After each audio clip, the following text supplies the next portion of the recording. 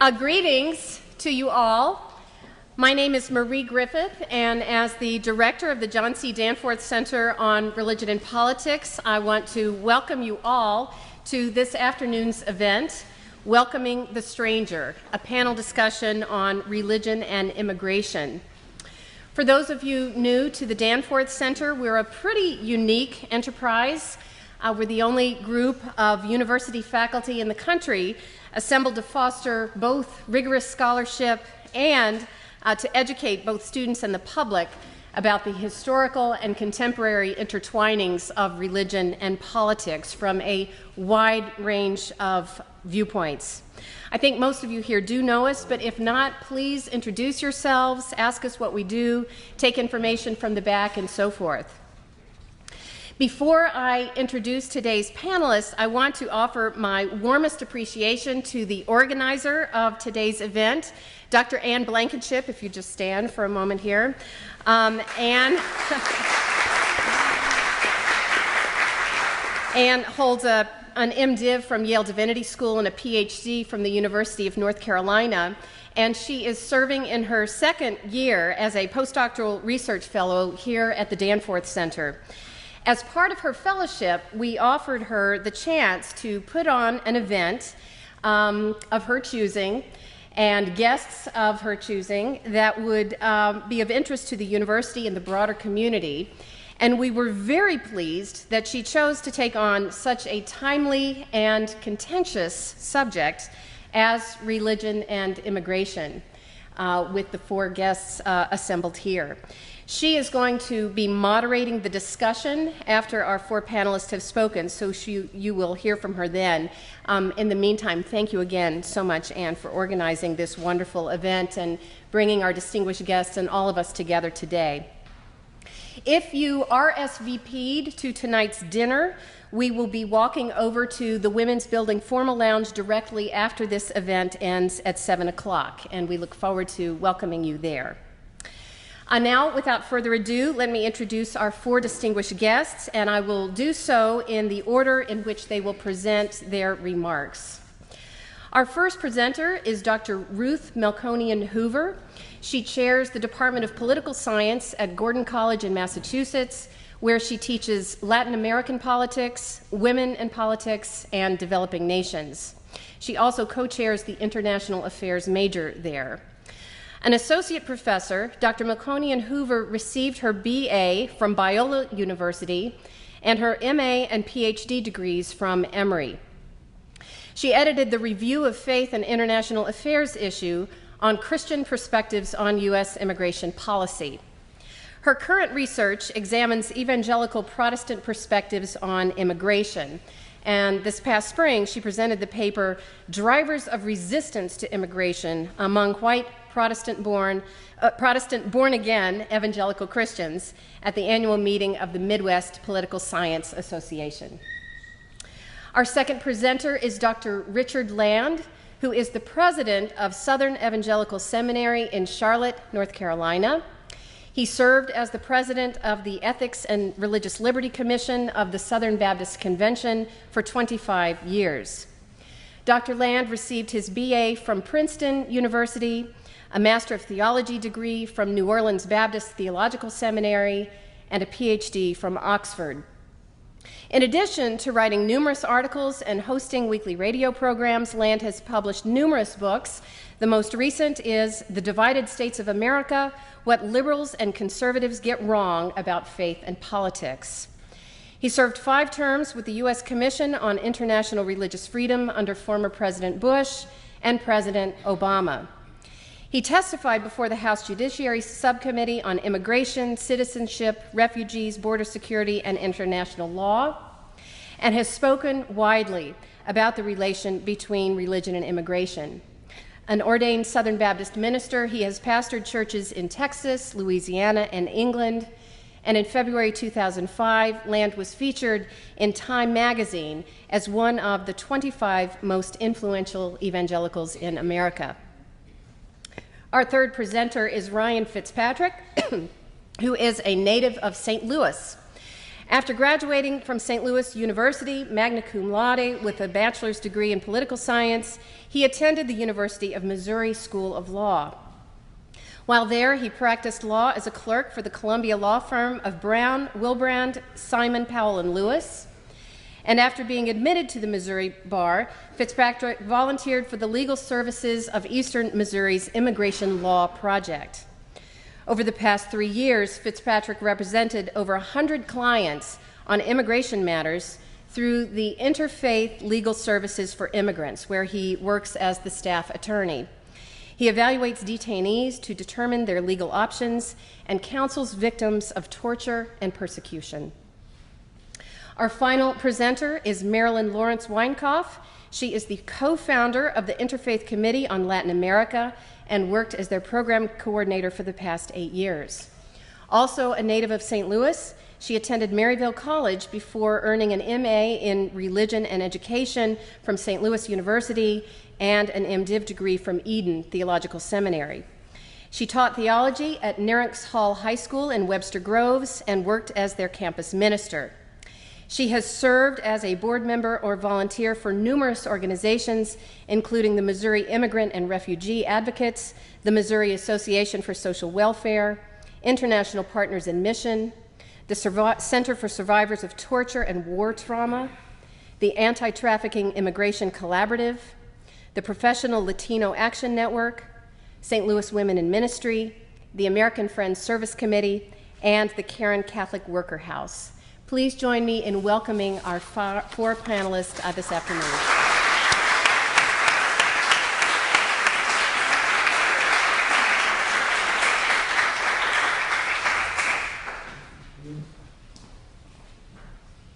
Thank you for that introduction, and thank you for having me here today. It's a pleasure to be here and to be with you all.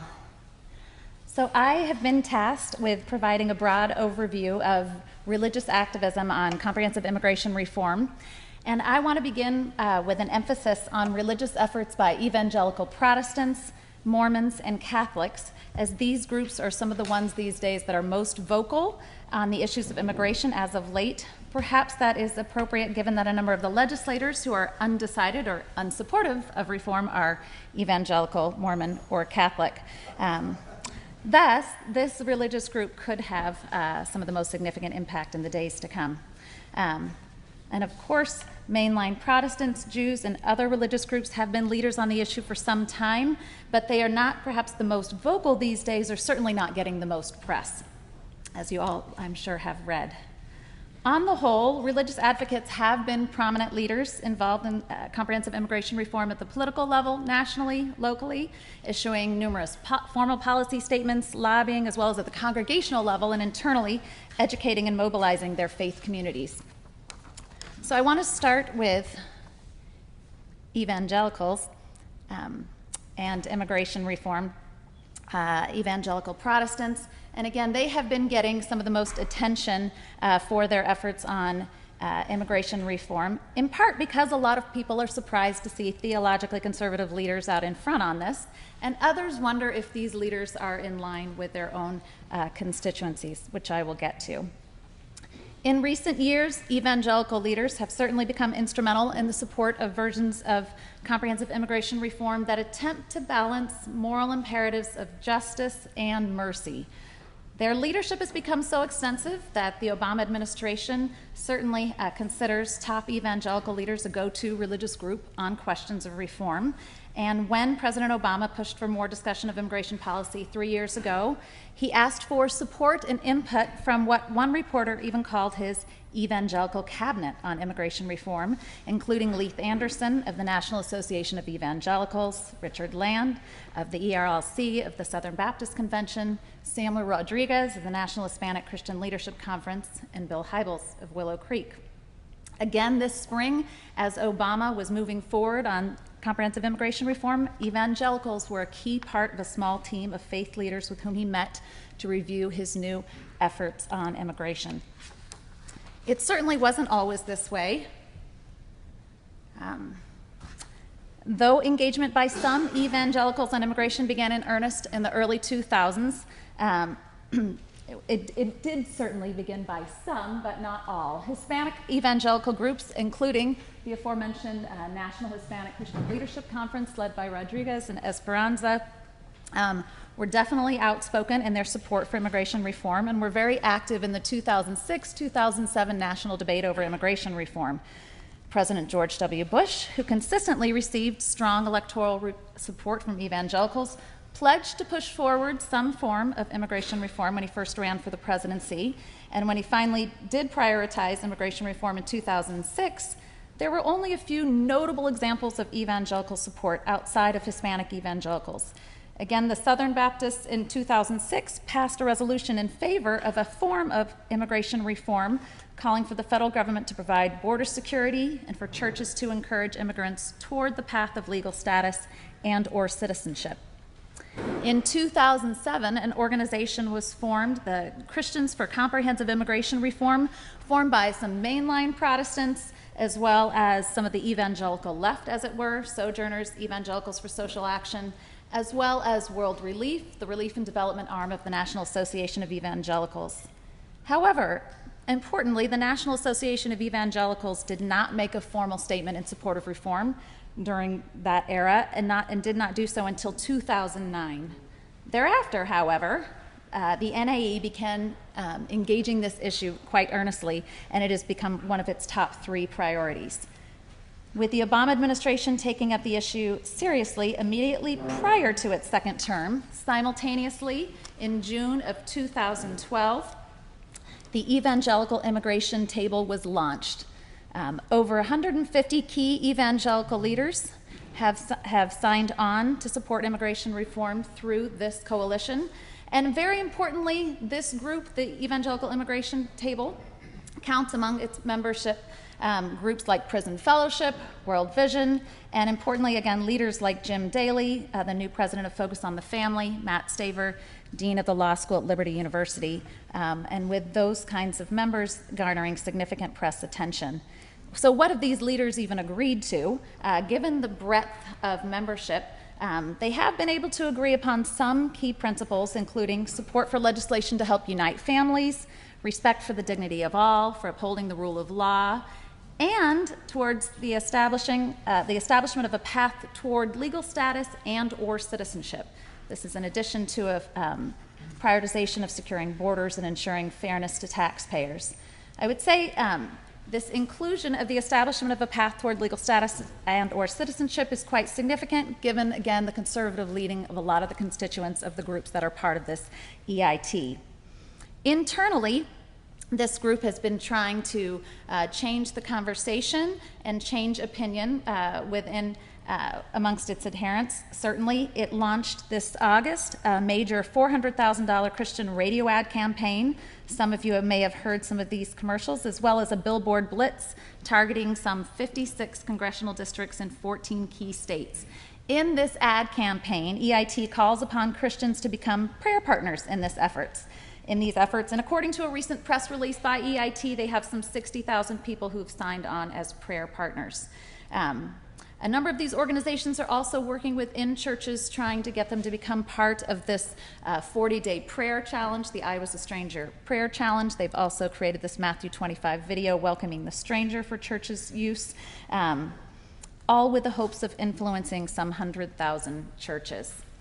These members have also been writing blogs targeting Christian youth via a G92 blog. G92, if you don't know of it, refers to the 92 references in the Old Testament to Gur, or the immigrant. And so with that advocacy targeted towards youth, they've been hosting a number of conferences on college campuses, holding rallies, marches, and so on. Overall, they're really trying to rally what they consider to be the silent majority of evangelicals who actually support some form of immigration reform, and trying to get them to become more vocal on the issue, as opposed to a vocal minority that seems to have been able to discourage legislative action back in 2006 and 2007. Externally, their efforts include signing a letter to Congress, an open letter to Congress and the President last November, lobbying key legislators, of course. So just this past July, after a major rally, July 24th in D.C., some 300 evangelical leaders met with 80 House Republicans who are evangelicals, trying to encourage them to think differently on this particular issue. And again, these members are also, in addition to blogging, are writing op-eds across the country that have been utilized in a lot of regional dailies and so on, and highlighted on their website. A number of these folks have also become part of the National Immigration Forum's effort called Bibles, Badges, and Businesses for Immigration Reform. This has brought together conservative faith, law enforcement, and business leaders desirous of reform, and they have organized some 50 events, more rallies, roundtables, speeches, town hall meetings, and so on. And this, of course, is all in addition to advocacy done by particular denominations, their own individual organization and denominational efforts, pushing for their own constituencies to engage in town hall meetings, visit district offices, and so on. So, in addition to evangelical efforts in this regard, and this is part of the billboard campaign of EIT, in addition, other conservative religious groups like the Mormon Church have become increasingly outspoken on this issue. By 2010, the Mormon Church was willing to get behind a certain form of immigration reform, and that year the church was willing to endorse the bipartisan Utah Compact. The leaders did not sign it, but they did endorse it via press release and so on. And that, of course, is an agreement between politicians, business folks, civic leaders who all support immigration reform in Utah, and they call for a humane approach to addressing immigrants and a focus on keeping families together. So that everyone can agree to some of these principles.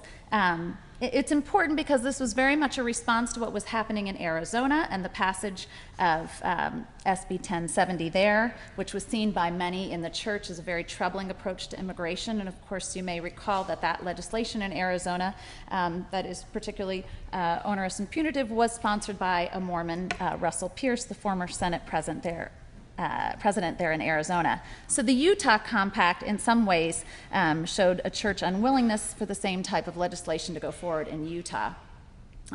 As well, in Utah, the church supported compromise legislation that offered temporary legal status to immigrants via a guest worker program.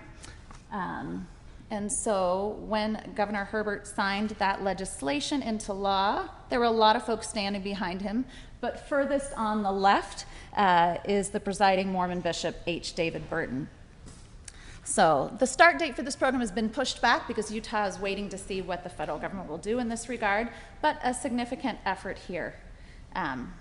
As well, in Arizona, a number of Mormon leaders have felt inspired by what the church has done within Utah and have felt greater kind of support by the church to be more outspoken against the Arizona legislation, including a senior Mormon leader, Darrell Williams, who has been mobilizing folks at town hall meetings throughout the state. Obama, of course, has been counting on and is encouraged by Mormon efforts in this regard and sees church support for the Utah Compact as evidence that it is very possible for conservatives to get behind, theological and otherwise conservatives to get behind comprehensive immigration reform.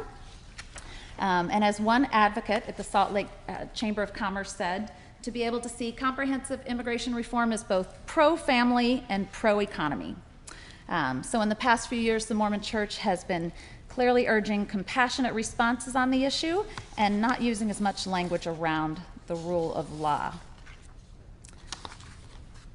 Catholic support has been around for quite some time. I'm just going to focus on what's happened in the last decade.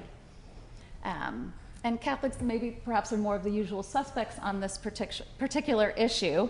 Notably, in 2003, there was a joint statement of the Catholic bishops of U.S. and Mexico where they maintained that the church is compelled by Scripture to care for strangers and to show love to one's neighbor. And they also drew upon church teachings, the writings of Pope Pius XII, affirming the right to migrate, and those of Pope John Paul II, who also called upon the church, referring to the American Catholic Church, to welcome immigrants, help them settle, and thus enrich society. Other actions by key Catholics, Cardinal Roger Mahony of the Archdiocese of Los Angeles helped establish the Justice for Immigrants campaign. to press President Bush and Congress to adopt reform back in 2005, and also to speak out against the Sensenbrenner bill that focused on security and border enforcement. Much more recently, the U.S. Catholic Conference of Bishops and numerous other Christian organizations have come together via an organization called Christian Churches Together to support comprehensive immigration reform.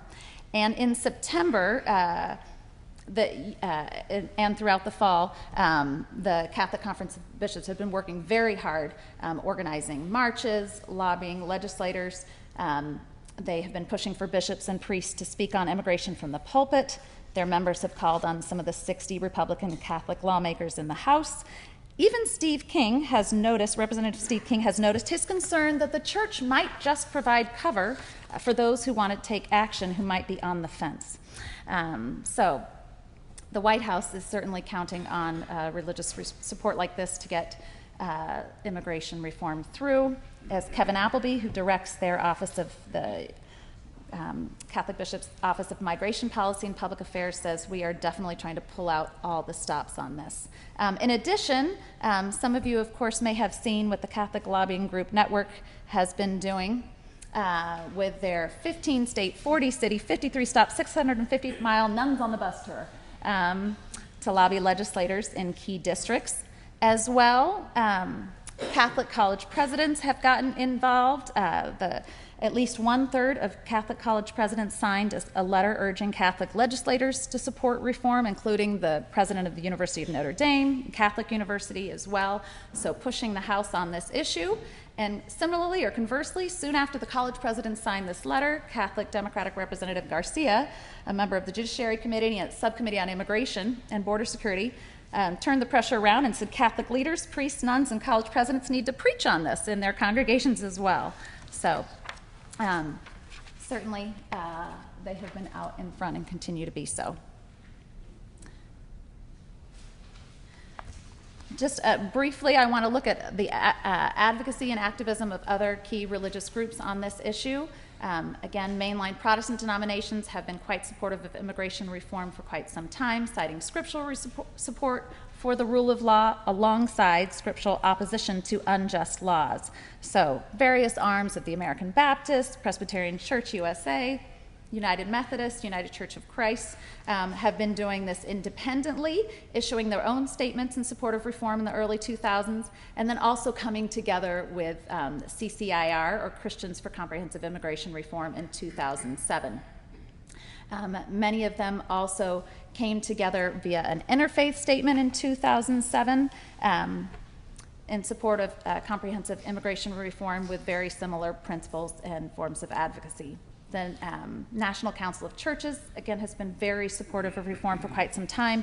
Its president, Catherine Lohr, has been outspoken in praising the Senate for moving forward and pushing the House to do so now. Other Christian religious groups, including the Black Protestant Church, Orthodox churches, have been doing their advocacy in part through some of these interfaith efforts, through Christian Churches Together. The joint statement that they put forward, they agreed upon some fairly standard immigration reform components, like a path to citizenship for unauthorized immigrants, family reunification, border integrity, and so on. But this agreement and what they push for is a bit more progressive, because it also includes support for due process for immigrants, improved refugee laws, and the need to address root causes of migration. And so there were a number of Pentecostal congregations as well as other mainline congregations that were able to get on board and have signed on to this. Many of these, and Drew Smith has noted this in terms of African-American congregations and their advocacy, that it tends to be through the National Council of Churches or the World Council of Churches, and they tend not to have advocacy offices, which reduces in part some visibility. And I have not found denominational statements available, but there have been key Black leaders who have clearly seen this as a civil rights issue, including Jesse Jackson, Al Sharpton, and so on. A number of Jewish groups have also been key in support for immigration reform, and many of them signed the above-cited 2007 Interfaith Statement in support of reform, including the American Jewish Committee, the Anti-Defamation League, and the American Jewish Congress. And the American Jewish Congress these days has been one of the most outspoken in support of reform and notes its longstanding support for immigration and immigration reform on its website, along with advocacy for improved legal channels for immigration reform. So I want to just look ahead to where there has been, I don't want to, maybe I shouldn't put this slide up yet, because there has been some pushback by the adherents of these various religious groups of the leadership advocacy towards immigration reform, much of which I would be happy to address in Q&A. But more typically, you do see that religious leaders of a lot of these of various religious groups who may not be supportive of immigration reform tend to be silent, right? But when we look at constituencies and primary bases, as been said before, white evangelicals have not always had the best record on this question. So enthusiasm for immigration reform seems to be more common amongst leaders than the laity. When you look at Pew data gathered over the last decade on a particular question of the perception of the immigrant, white evangelicals have the largest proportion of that group do not support or perceive immigrants as threatening culture. The only other groups for which a majority are also concerned, you may note, are Mormons and African American Protestants on this particular question. However, when you ask the question about immigration reform, particularly if it's immigration reform that has qualifications, such as folks have to get to the back of the line, pay a fine, learn English, and so on, then you see that amongst all these religious categories, there is a majority of every single group that is willing to get behind immigration reform. Though again, white evangelicals are the least supportive. As for the DREAM Act, in this question, there is not a majority of white evangelicals supportive, but perhaps there are not, it is perhaps being seen as being too merciful and not enough focus on the rule of law, whereas citizenship with requirements does garner greater support.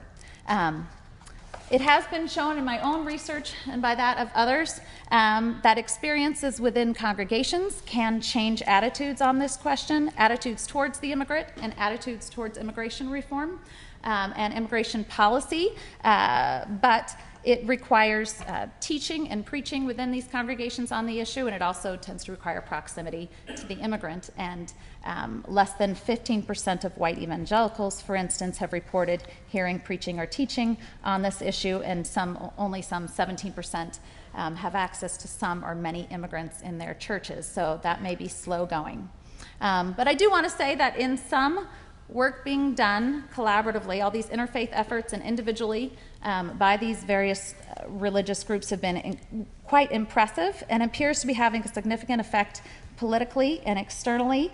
And the potential efficacy of these groups in changing the minds of some like-minded adherents, legislators, could be quite significant in tipping the scales. Maybe Steve King is right to be worried. Internally, perhaps more needs to be done. Religious cues need to be made within houses of worship to balance the relentless cues being received from alternative sources in other directions.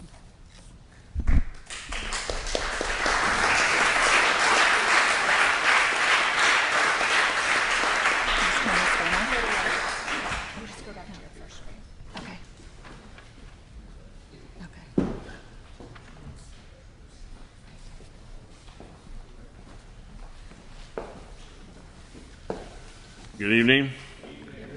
I'm Richard Land, and I am a Southern Baptist, and I was the head of the Southern Baptist Convention's Ethics and Religious Liberty Commission during the time period when we addressed the immigration issue in a major way. People forget that George W. Bush made immigration reform, comprehensive immigration reform, one of his platform planks when he ran for president in 2000. And then, of course, 9/11 happened and everything got sidetracked, but he came back to it after his reelection. And I began to think about how I could address this issue in ways that would resonate with Southern Baptists. And I came up with a sort of a two-track argument One is that, to use Augustine's terminology, as Christians, we're citizens of the city of God, but we're also citizens of the city of man. And while the two will never meet in this life, we have an obligation and a responsibility. We've been given our marching orders to be the salt of the earth and the light of the world, and to try to narrow the difference between the city of God and the city of man and make the world more just, and to bring about more compassion and love. And I talked to Southern Baptists about this in that way. I talked about it in terms of, as citizens of America, we have a right to expect our government to enforce the law.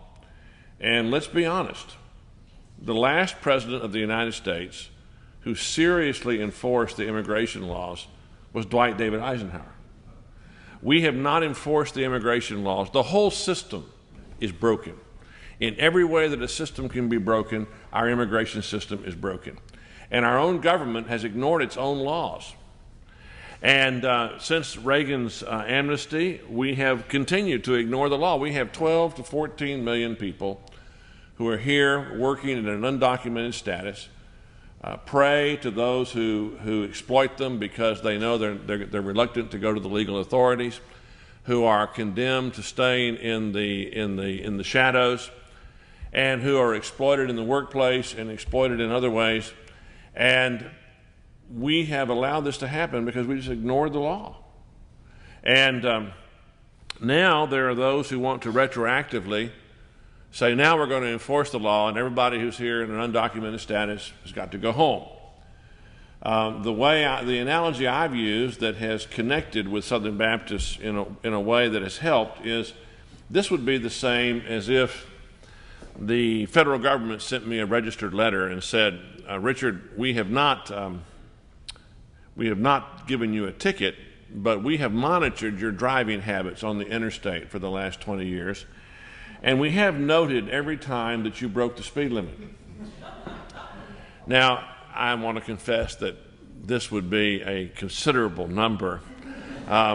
My wife, who is not a Texan, I am a Texan, says that her theory is that Texans do not drive their cars, they aim them. And the federal government would then say, well, we're now going to give you a ticket retroactively for every time you broke the speed limit, and until you pay this considerable sum of money, we're going to confiscate your car. I think most Americans would think that was unfair. Now, that's exactly what we're saying to undocumented workers. They have been here sometimes up to 20 years, invested their lives in the United States, worked here and got married here and have families here, and all of a sudden now we're going to say, we haven't enforced the law for 20 plus years, but now we're going to enforce it. And you have to go back to your country of origin and reapply. That's just the wrong way to treat people. I think most Americans don't want to be treated that way. The Bible does say, do unto others as you would have them do unto you, and love your neighbor as yourself. So I argue that we do need to have laws that are enforceable. We have a right to secure our borders. That doesn't mean to close our borders. It means to have control of our borders so that we control who comes in and who goes out. One of the things I discovered, and by the way, I want to encourage all of you, if you have not read the Council on Foreign Relations Task Force report on immigration reform, that you go online and do so. It's a superb report, even if I do say so myself. I was one of the task force members. The way the CFR does this is they get an equal number of conservatives and an equal number of liberals, and they put them in a room together with two co-chairmen, one liberal and one conservative, and they lock you in there and they don't let you out until you come to a consensus. And we reached far greater consensus on immigration reform than we ever thought we could. The two co-chairmen of the task force were Mac McLarty, who was one of Clinton's chiefs of staff, and Jeb Bush, the former governor of Florida. And it points out, for instance, in this report that 30% of the people who are here in an undocumented status don't want to be citizens and don't want to stay here permanently. If they had a system where they would have identification and they could travel freely across the border back and forth to Mexico or wherever they're from, a significant portion of them would like to come here, make money, and go home and open a garage in Monterey. And unfortunately, they have to risk their lives to try to cross a border that is broken. And so I talked about the fact that we, as Christians, we're also citizens of the kingdom of heaven. We have an obligation and a responsibility to welcome the stranger, to give a cup of cold water in Jesus' name. We are not the police. If we find somebody by the side of the road, we're not supposed to inquire about their immigration status before we give them a ride, and before we give them food, and before we give them shelter, and before we give them the assistance they may need. We are to welcome the stranger, and the story of the Good Samaritan, I think, is very important here.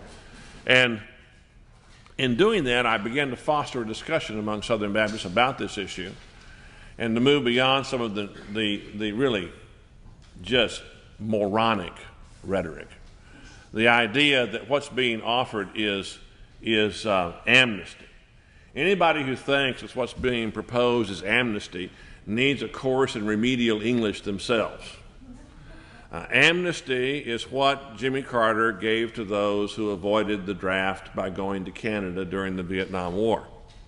He let them come home with no penalty, no fine, no anything. They just got to come home, having broken the law. Now, I would have let them come home, but I would have required they spend 2 years working in veterans hospitals, taking care of the guys who took their place. But that's a separate issue. It's not amnesty. When you require that they learn to read, write, and speak English, and by the way, I found this to be the most emotive issue among Southern Baptists and other evangelical conservatives. They intuitively understand that a country that doesn't have a common language is going to have a lot of division. We need to look only to our northern neighbor, Canada, to understand that. That if you're going to have a cohesive nation, you have to have a common language. And for us, that common language is English. Now, a lot of us who know English, or at least American, and maybe a Texas version of it, need to learn other languages, but we need to have a language in common, and that language is English. I find that in the Hispanic community, this is not a problem. They want to learn English. They're desperate to learn English, and I've challenged every Baptist church in America to start free English classes. Because there's a waiting list to get into English classes. People who come here understand that if you want to live the American dream, you have to learn to speak standard English. That is a requirement if you want to have the success that they've come here to aspire to. And in doing this, I found that this resonated with Southern Baptists. And as we talked about a double-edged policy of changing the laws so that they are enforceable and enforcing them, securing the border, which means controlling the border, not closing the border. We need immigrants. We're a nation of immigrants. We are a unique nation. Now, I know, that Vladimir Putin may not agree, but we are an exceptional nation. In fact, we're a unique nation. I really didn't understand this until I lived for 3 years in the United Kingdom. We share a semi-common language with the British. But, I could go through all of the required legal steps and become a citizen of the United Kingdom or become a citizen of France. But that wouldn't make me British, and that wouldn't make me French. Anybody can become an American because we are a combination of diverse ethnicities held together by our common allegiance to a core set of values that are laid out in our founding document, the Declaration of Independence. So that anybody, no matter their origin or their ethnicity, can become an American in a way that you can't become German, you can't become French, you can't become English. And we are, all of us, unless we're Native Americans, we're all immigrants. And I did the little swab test, the DNA test, and I was hoping that there'd be a Native American in there somewhere. I mean, after 4 centuries, but alas, it came back 100% the British Isles. Maybe there's some Irishmen in there, because that's the British Isles too, but anyway. We passed, as you heard, a resolution in 2006 calling for comprehensive immigration reform that secured the borders and had a pathway to legal status and or citizenship for those who were here in an undocumented status with appropriate penalties. In 2011, meeting in Phoenix, Arizona. Our national meeting that year was in Phoenix, Arizona. In the midst of all the brouhaha, we passed an even stronger resolution in favor of comprehensive immigration reform. And when I say the convention passes it, we have 44,000 Southern Baptist churches that are autonomous, and they each elect messengers to go to the convention, and those messengers then vote. So it's very democratic. And they voted over 80% in favor of that resolution. Now, one of the things I did do was if you left Washington, D.C., and you took a southern route across to Los Angeles, you could not come to any town that doesn't have a Baptist church with an Iglesia Bautista attached to it. We have over 500,000 Hispanic American Southern Baptists. And so what I challenged Baptist pastors to do was I said, if you don't understand the immigration issue, make an appointment with the pastor of your Spanish mission and have lunch with him, and he'll explain it to you. Now, as a result of this, we have seen support for comprehensive immigration reform go up. Now, I did have some media people who said, well, we know you believe this, but we don't think your constituency does. And I said, well, let's test that. First of all, who knows more Southern Baptists, you or me? Well, they acknowledged that I did. Secondly, we have fired 3 agency heads in the last 5 years, so if they don't agree with what I'm doing, they would fire me. They didn't. And when I came to the conventions, I would talk about this issue, and I got strong support. Now, I will tell you that among Southern Baptists, and I suspect among evangelicals in general, there is no issue where there's a bigger generation gap than there is on this issue. I'm an outlier in that I'm 66 and I'm pro-immigration reform. That probably has as much to do with the fact that I was raised in Texas as anything else, because Texas has had a different experience than the rest of the country on immigration reform. It's why George W. Bush and Jeb Bush have been such strong supporters of immigration reform. It's just the idea that you could have a protest like they did in Los Angeles where people were carrying signs that we said we didn't cross the border crossed us. That is incomprehensible in Texas. It never occurred to anybody to write that sign, because Mexico and Texas have had a very special relationship from the beginning. After all, Texas was part of Mexico until 1836. And the percentage of Texas that is Hispanic has been going up ever since 1836. It has been going up. But I do find I can almost predict by the age of the person their degree of resistance to immigration reform. I find among people 40 and younger, it's very limited. And one reason is because most of those people have gone to school with Hispanics. They've gone to school with undocumented workers in a way that their parents and their grandparents didn't. And in Alabama, when they passed the very punitive laws they passed that didn't work out so well for them, there was this similar generation gap that came about because of the differing historical experience. It is true that white evangelicals are the least supportive of comprehensive immigration reform of all of the religious groups, but even among them, according to Pew, it's 66%. 66% is a landslide in an election. So in the religious community, I think we're winning this battle, and I think we need to continue to press it. There are people, powerful groups in this country, on the left and the right, who do not want this problem solved. They have a political and an economic vested interest in not solving this problem. And they are well financed and they are well organized. But in the last election, there was, and this just shows you the imbecility of the Romney campaign, 70% of Americans said they would be more likely to vote for a presidential candidate who supported a strong, comprehensive immigration reform solution. So why are politicians so afraid of it? Because that percentage of 70% is disproportionately independents who don't vote in the primaries. And a lot of congressmen, their biggest fear is being primaried, not losing a general election, because as you may know, only about 70 seats in the House of Representatives are competitive.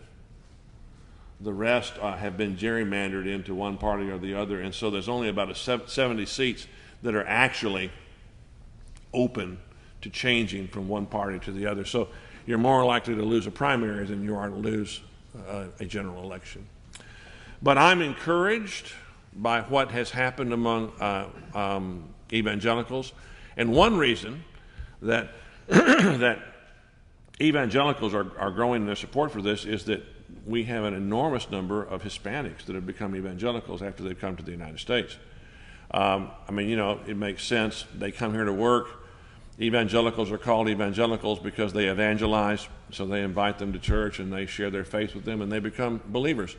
Probably 40% of the 500,000 Southern Baptist Hispanics are undocumented.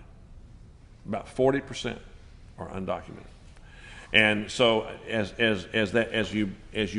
more and more evangelicals put a human face on the undocumented, it becomes more and more difficult for those who would seek to keep them opposed to immigration reform from doing so.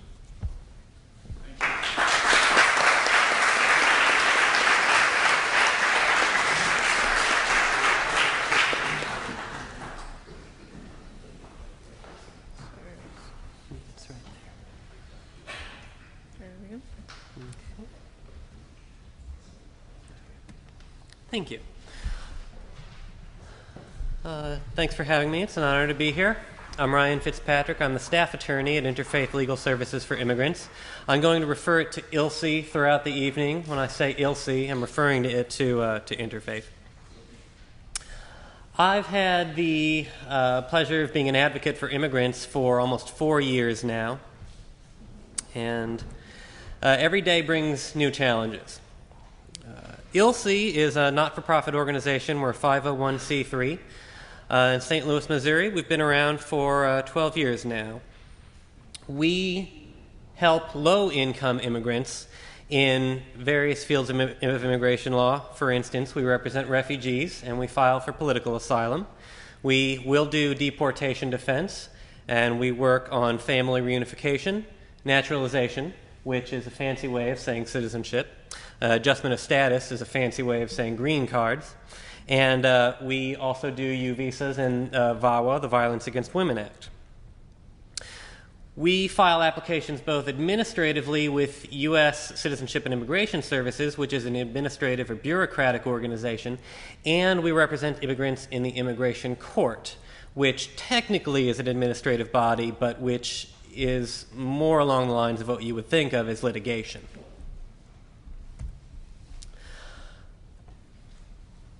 I just want you to know a little bit about the Senate bill. I speak directly to immigrants often, so I have to dissuade them from the idea that there has been a change in the law and that this is now in fact law, which it is not. The passage of the Senate bill has led to a lot of confusion among immigrants. My goal for the evening is this. I want you to know why we keep saying that the immigration system is broken. It's not hyperbole to say that it's broken. It's actually literally broken. It does not work. And so the next time that you're having a debate with one of your friends and you tell them that the immigration system is broken and they say, oh, well, that's not true, I want you to have the knowledge to say, well, let me tell you why it's broken. Exactly. If you have a couple of hours, you'll be fine. We need comprehensive reform. The current system is large, it's burdensome. You need an immigration lawyer to navigate this system. It's too difficult to handle on your own, especially for an immigrant whose first language is not English and who is not necessarily as familiar with our system of laws. Frankly, it's difficult for a citizen in the United States to be navigating the immigration system. And we represent citizens of the U.S. who are filing for spouses and relatives who are overseas. The biggest problem, I personally think, one of the biggest problems really is the backlogs and the caps and the delays. If I'm a citizen of the United States and I'm filing for a sibling who lives in Mexico, I could be waiting 20 or 30 years before that visa number becomes available. 20 or 30 years. I'm not joking. I mean this. You can look at the visa, the State Department visa bulletin. You can look at the October 2013.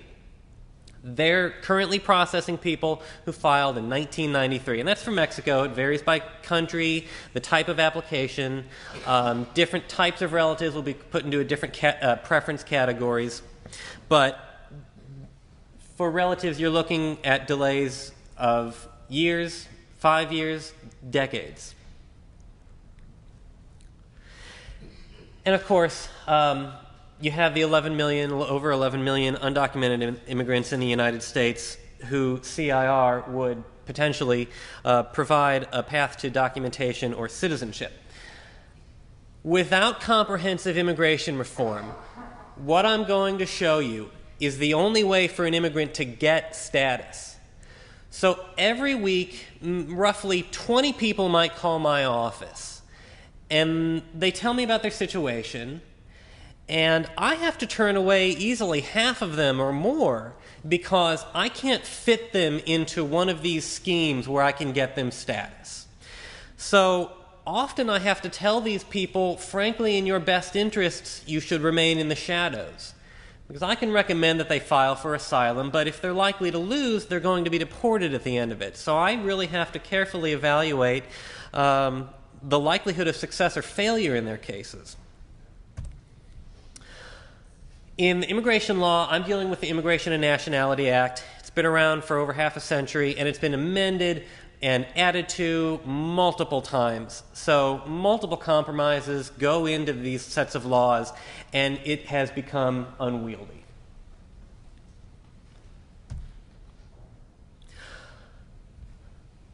One thing that immigrants and some citizens of the United States don't understand the difference between is a visa and a person's status.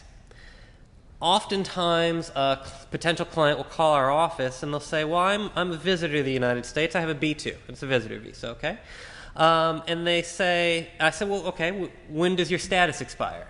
They say, it expires in 2030. I'm allowed to stay for about 20 more years. Well, their visa expires in 2030. Their visa gives them permission to come to the border of the United States and knock on the door and request permission to enter. That's not their status. Their visa only gives them a right to request permission to enter, and the visa only gives them the right to request permission to enter. It doesn't even guarantee their entry. The visa itself doesn't control their status. A different document, in most cases an I-94, in some cases an I-20, will control their status. So a visitor, for instance, is going to come in on a visitor visa. That visitor visa may be valid until 2030. That means they can come to the border multiple times until 2030, but their status is controlled by their I-94, and they're given 6 months to stay. Now, there are two different types of undocumented immigrants living in the United States. You have overstays. Those are people who come to the border with a visa and they enter the United States with documentation. They come in, they stay past their permitted status for some reason or another, and those people are overstays. One key difference is that when they came to the United States, they were admitted. And that's going to affect their immigration rights and benefits later on.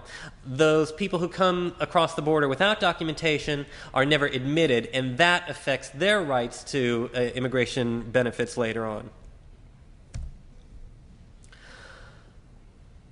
So, with a few other exceptions, and there are a couple other ways to get documentation, this list is not 100% comprehensive, but this is almost it. If I meet a person and they say, I'm living here undocumented, I want to have a green card, I want to stay, my family's here. If I can't figure out how to get them a green card through one of these mechanisms, then I'm left with the responsibility to tell them, I'm sorry, but you're going to be better off if you stay in the shadows and wait to see what happens. So some of the things that I'm going to be going over are family reunification, asylum, the Violence Against Women Act, U&T visas, deportation defense, which our organization does, and the Deferred Action for Childhood Arrivals. Even when a potential client is prima facie eligible for one of these forms of relief, actually winning the application can be very difficult. Family reunification is one of the best ways to obtain legal status in the United States. Marriage to a United States citizen is a very good mechanism because when you're married to a U.S. citizen, you're not put in one of the preference categories that I mentioned. If I'm a United States citizen and I have, let's say, an adult child, unmarried, 22 years old, living in Mexico or in the United States, that person gets put in a preference category. And they're easily going to be waiting 5, 10, 20 years. A spouse is considered an immediate relative. So they don't go into a preference category. They're an immediate relative. They don't have to wait in line for a visa. They can usually get relief within a year to a couple years. Good cases tend to take a year to a couple years, sometimes 3 years for a good case. Marriage to a U.S. citizen is that's an immediate relative, so that's a good one. If your parent is a United States citizen, that's an immediate relative, and an unmarried minor child is an immediate relative. But an adult child, that gets put in a preference category. Siblings get put in a preference category.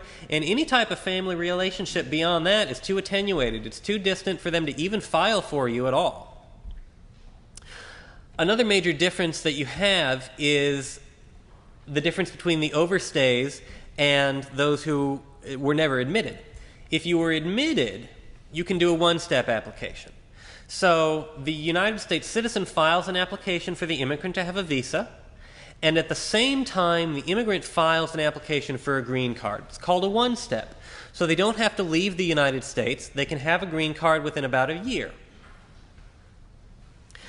However, if the immigrant spouse was not admitted to the United States, they entered without documentation, they were never admitted and therefore they're not eligible for one step, they're required to do consulate processing.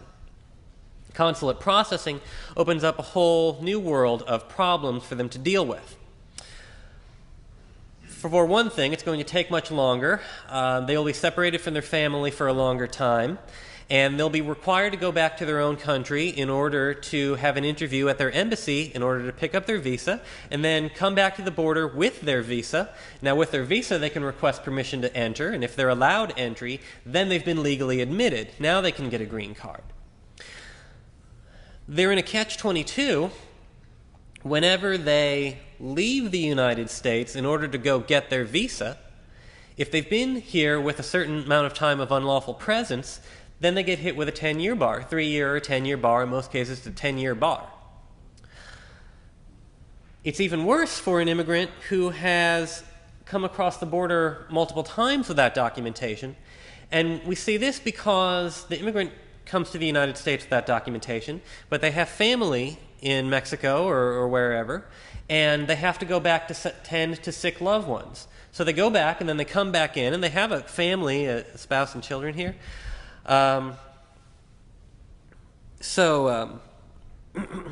When that happens, they get a permanent bar. They actually have to be out of the country for 10 years before they can waive the permanent bar. The 10-year bar can technically be waived, and there's a way to do that, but it's very difficult. You need an attorney to help you with that.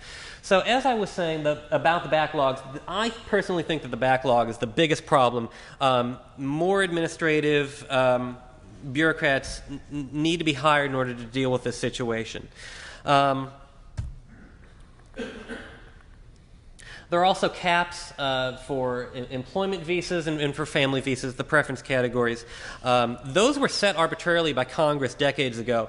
And one thing that's really desperately needed in comprehensive reform is for those to be changed, or just gotten rid of altogether, but perhaps changed, certainly increased drastically. A brief history of asylum, you don't need to know about that. The point about asylum, well, it comes from the United States Convention, and it's all very interesting. The United States adopted it in 1980. But asylum law is fascinating, and it's ever-changing constantly. It's one of the best areas. I love practicing asylum work. It does give immigrants a path to citizenship, but it's extremely difficult to win. It requires huge amounts of documentation. I'm often filing asylum applications that are hundreds, 200 pages long. And in many cases, I have to go to the court. There's two different ways that you can file for asylum: affirmatively with the administrative body, USCIS, and then defensively in the immigration court. If you're denied defensively in the immigration court, you're going to have a deportation at the end of that. Asylum is very difficult to win. The legal standard is that you have to have this nexus. You have to have been you have to fear persecution because of your race, religion, nationality, political opinion, or membership in a particular social group, which is the catch-all. And you have to have this fear of persecution from the government. So, for instance, if you fear that you will be robbed or killed by gangs for criminal reasons or for monetary gain, well, that's not necessarily an asylum claim. So, finding a client who's really eligible for asylum and proving a case to a judge in a way that they're going to win this asylum case is extremely difficult. There's an exception that the harm you fear can be from a group the government's unable to or unwilling to control. There's ever-changing, interesting things going on in the asylum law. Domestic violence, it used to be that you could not get asylum for domestic violence. That's changed. We did win an asylum case administratively for a woman and her family. She was a victim of domestic violence. And we did win administratively before having to go to the court. There's also a one-year rule that immigrants and asylee applicants are unaware of. This will, in many cases, prevent them from being able to win asylum. The Violence Against Women Act is one of the best laws Congress has ever passed for immigrants. It's absolutely wonderful idea. It's available to a man or a woman if they're being harmed by their spouse as a United States citizen or green card holder. That immigrant who's being abused now has a right to file for a green card on their own and no longer has to rely on the spouse to file for them. Of course, proving by evidence what has actually happened is very difficult, and that's why it's so important for immigrants to have a lawyer helping them. U visas are similar to VAWA. The difference between U visas and VAWA is that a VAWA is only available to you whenever your spouse is a citizen or green card holder, whereas your spouse may have abused you, and if you report the crime to the police, then you may be eligible for a U visa. If you're an immigrant and a victim of certain crimes in the United States, it must be on this enumerated list. But if you help the police investigate and prosecute that crime, then it may make you eligible for a U visa. And that's something that many immigrants are unaware of. Unfortunately, it's part of my job when I advocate for immigrants, to let them know you need to tell the police what happened to you, because the belief is that the immigrant will be arrested and deported if they report a crime. And that's not accurate. They need to seek justice. Everybody should seek justice. They have a right to it. And the police are there to help them get justice, not deport the people who are reporting crimes and trying to investigate crimes and seek justice. So U visas are extremely difficult to win because you have to have a police officer who's willing to certify that immigrant. That's one of the most difficult parts of that process. T visas are for victims of human trafficking. They're also extremely difficult to obtain. And that's because, again, you have to have the police willing to investigate and prosecute the case that you bring to them. Deportation defense is fascinating, and it bleeds into some of the other areas that I've been talking about. Asylum is a form of deportation defense, and in some cases, family reunification is a form of deportation defense. Now, I'm going to briefly touch on an area of deportation defense I'm quite fond of, which is cancellation of removal. There are two different types. But for a non-green card holder, you have to prove your residency in the United States, and you have to meet this extremely high burden of exceptional and extremely unusual hardship, which, frankly, in most cases is usually won because the qualifying relative has severe medical conditions. And if that's not the case, winning an application for cancellation of removal is extremely difficult. Proving residency is also difficult. The deferred action for childhood arrivals is Obama's policy that he began last summer. It's an interesting policy. Many people call it the DREAM Act 2.0. It's not, because it doesn't give people green cards. It gives them temporary status for 2 years that has to be renewed. And since it's not a law and it's not a regulation, the next administration does not have to enforce it. And frankly, those people can be deported. It's highly unlikely. But it's important that immigrants have an advocate explaining their rights and risks that they're taking when they file for something like DACA, which will give them 2 years of work authorization, a social security number, and the ability to work and go to school. Thank you for letting me talk to you about some of the things that I deal with on a day-to-day basis. It's a pleasure for me to get to work with immigrants and help them out. One of the biggest things that really concerns me about immigration law is the backlog that we have. I think that CIR really needs to tackle that and provide some type of path to status or citizenship for the 11 million who can't get into one of these categories. And please contact us if you have any questions, you know any immigrant friends that need help. Thank you.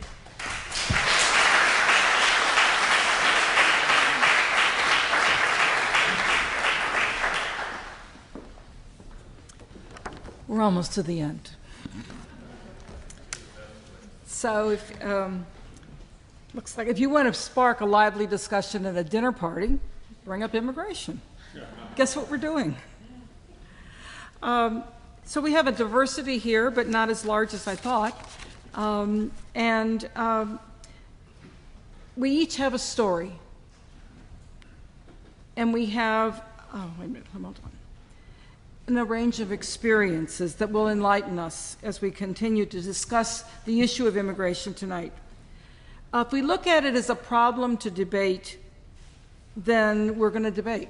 But it's not a problem. It's really a challenge, and it's an opportunity. So I want to talk a little bit about my own background, how I got involved with this type of work, some of the principles that I work with, some of the actions we've done, and challenges and successes. So what drew me into this work? My own families of origin came in the 1800s, so immigration wasn't something that was exactly directly in my mind, but two of my uncles married women from Eastern Europe. So my Aunt Regina used to call her family in upstate New York and speak in Polish, and we were all fascinated as young children. And then when I was in school, Cuban girls joined us in our studies. Then in the late 20s, I went to Chile. 1975 to 76, and that was quite a time to be in Chile. And I was unprepared, but that's okay because great things happen when you get a surprise in your life. So when I returned, there were 11 families from Chile being resettled here in St. Louis through the Institute for Peace and Justice and what was then called Partners in Mission, a Lutheran agency that came out of the Seminex form of Lutherans. And I realized what people went through who were trying to resettle here. They weren't under the International Institute. They were really, it was families and churches and people of goodwill that were trying to resettle them. So that led to forming the Interfaith Committee on Latin America, and with whom I've worked for the last 30 years or more. In the 80s, we opened sanctuaries for refugees. So here were people that were fleeing massacres, death squads, all kinds of horrible things, but they were not really welcome here. But we had to respond as people of faith. And so we opened 3 sanctuaries, places of refuge for the people from El Salvador and Guatemala. That led us to covenant with the community in El Salvador of refugees that came back from the refugee camps sponsored by the United Nations in Honduras. This has led us to go every year to visit this community in El Salvador. So the immigrants from Latin America, from Central America, from El Salvador are the children of our friends. They're our friends. They're the people we know. So it's very personal. So it's my interest is not theoretical. It's very personal. And so our mission is to accompany the people of Latin America in their struggles for social justice and human rights. And as Pastor Land said, to put a human face on the issues. I believe, as I think everyone here has said, that faith communities have an obligation to be involved in the work of social justice. We must put our time, treasure, and talents at the service of the most vulnerable. We're called to open our homes and hearts as a place of refuge, a place of welcome. So we have principles, and I think that we saw some of that not spelled out, but in the comments of the first speaker. The principles that were signed by denominations of every type to uphold family unity as a priority of all immigration policies, to create a process for undocumented immigrants to earn their legal status and eventual citizenship, to protect workers and provide efficient channels of entry for new migrant workers, to protect workers and provide efficient channels of entry, facilitate immigrant integration, to restore due process protections and reform detention guidelines and policies, align the enforcement of immigration laws with humanitarian values, and basically immigration becomes a human rights issue. And we know it's rooted in all the scriptures of all the different faith groups. There's no group that says, kick out the stranger, close your door, don't be nice to them. But it's more than a moral issue. There are many social, political, economic, cultural issues at play. But capital, culture, community are globalized now. We can't just say we're one country. Our laws must reflect this 21st century reality, as Ryan just was trying to help us see. But we have biases, fears, and experiences that blind us, that distract us from really looking at immigration reform. Building walls might appear to solve a problem, but the Berlin Wall, the wall between the Israelis and the Palestinians, only show that interests of the wall builders and the protectors are met. Their interests are met, but not really the people. We must be talking about people's lives. So local attempts here have been really a collaboration and built on coalition. So religious groups, the Catholic Sisters, Missouri Immigrant and Refugee Advocates, Metropolitan Congregations United, ILSI, civil leaders like ACLU, EHOC, International Institute, all kinds of groups have come together with us to try to see how we can move this issue forward and move the people in the pews, people on the streets, people in the stores, people anywhere. So what have we done? We've done a lot of education, small group, large group, teach-ins, forums, films, discussions, every place that we can possibly do it.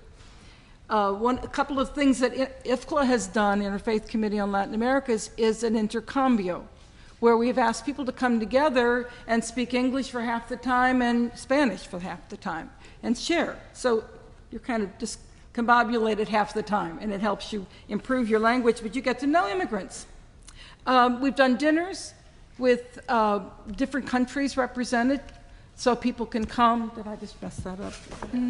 Oh, well, you know what it says. So we get to meet people from different countries, learn their food, learn about their culture, and talk with folks. So it's the personal aspect.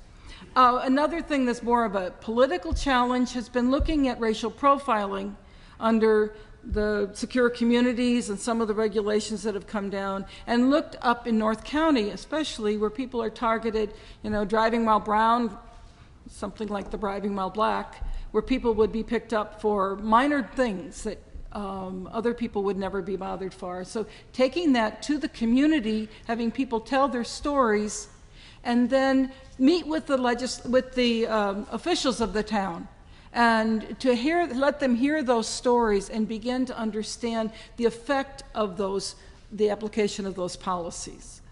Another thing some of us have done is gone to the detention centers and challenged the detention centers that are private, they're for profit, so that people are our tax money's paying for people to be in these for-profit detention centers, getting moved around, family can't see them, all kinds of horrible things. So when the enforcement mentality's there, then the humanity of the person is lost. The other thing with policy is to think about both the push and the pull. It's a great country, chance to get a job, people tell you it's wonderful, everything else under the sun, and then we punish people for coming. And then, so what are the push factors? Why are people coming?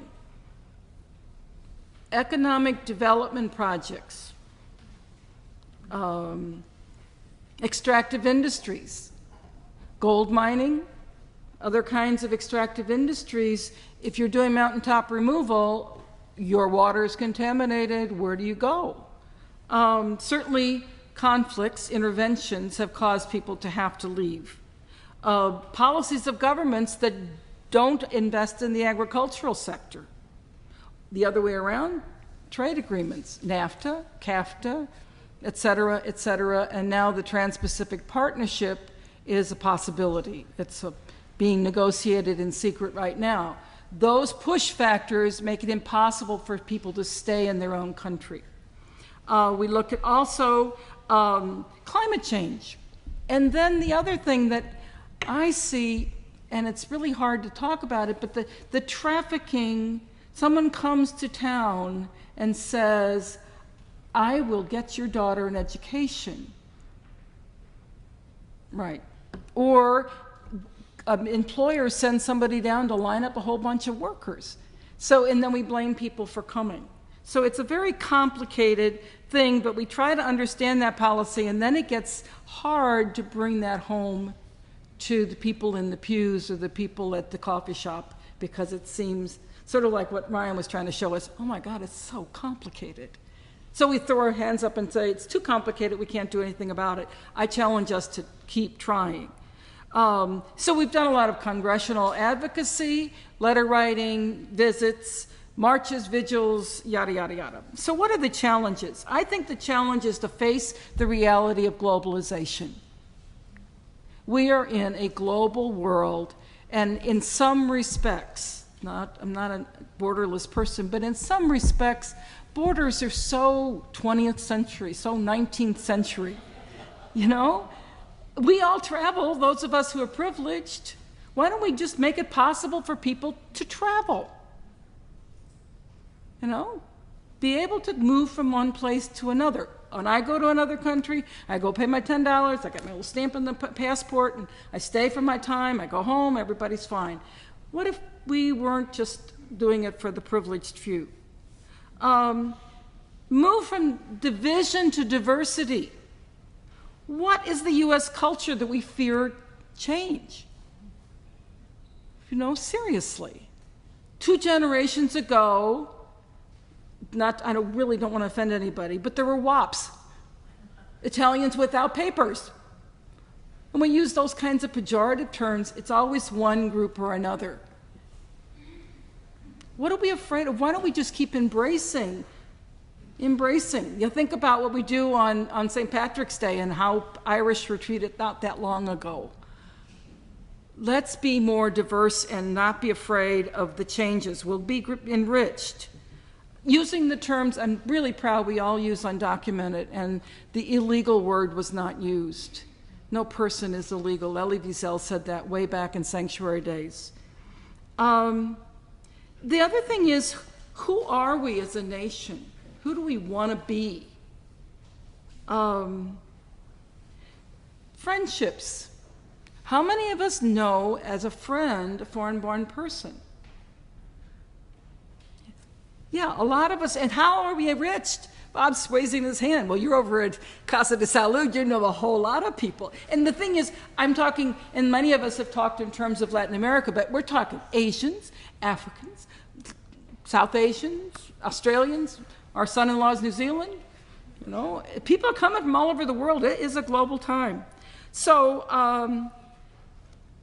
look about the resources. We're really afraid of resources being allocated. If people work and have great jobs, they will have put into the resources that we can share with each other. I think I've said it already, but the challenge is to get beyond simplistic arguments and move into more complex discussions. Be willing to get into the muddle of it. And listen to the people who are directly infected. No more deaths. Those people that go down on the border with the water and hear the stories and see the remains of people that we're trying to cross. It humanizes it. It's hard. People on the border that are Native Americans, because we're Americans on both sides, North, South America, we're all America, okay? So they have to get visas to have a community meeting. It's something a little strange in that. So there's that. There are stories of separated families. Sister Simone Campbell was just here, who was on the Nuns on the Bus immigration tour, and she talked about a Salvadoran girl, or DACA girl, who was caring for twin citizen children because the parents were both deported. She's trying to go to school and take care of her twin siblings. In El Salvador, Isidro, son of a friend of mine, was living in Houston, has a family there. He got deported couple times because he kept wanting to go back. So he's stuck in El Salvador, and his wife and children are in Houston. And when his little boy falls down, he calls his daddy, looking for a hug, and it kind of breaks your heart. Time? Okay. So I'll just say the successes quickly are that this bill has gone to the House. We've moved somewhere. I would say the bill is so important, perfect, that I'm not sure completely how I feel about it, but it's still there. And there are things like the Mosaic Project here that's linking business, the studies that Onesima and Joel did on attitudes. I think we need to know that it's possible, but we all have to be in it together, trying to make a difference for our sisters and brothers. Amen.